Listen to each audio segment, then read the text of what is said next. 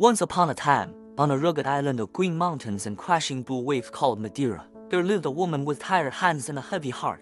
Her name was Maria Dolores. She lived in a house that wasn't really a house at all. It was a small shack made of brick and tin where the wind whistled through the cracks and the rain sang a lonely song on the roof. Life was not kind to Dolores.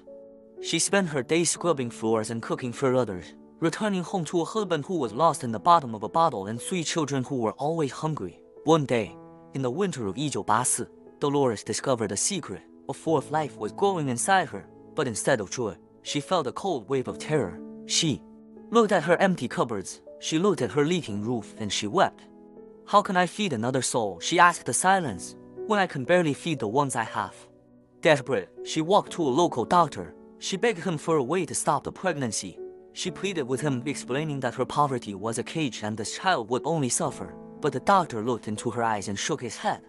He said, "No, you are young, and this child will bring much joy to this house. It is not meant to be." Dolores went home, but her heart was still dark. She tried the old stories, the village remedies. She drank warm ale and ran until her lungs burned, hoping her body would let the child go. She tried to fight against fate itself, but the child was stubborn. Even then, before he had a name, he was holding on. He was a fighter before he ever drew a breath. He refused to let go of the world that didn't even want him yet. And so, on a cold Tuesday, the 5th of February, 1985, a cry rang out through the small hospital in Funchal. A boy was born. He was small, but his voice was loud. They named him Cristiano Ronaldo.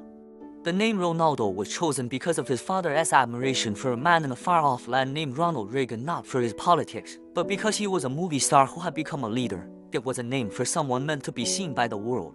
When Dolores held him for the first time, the poverty didn't disappear.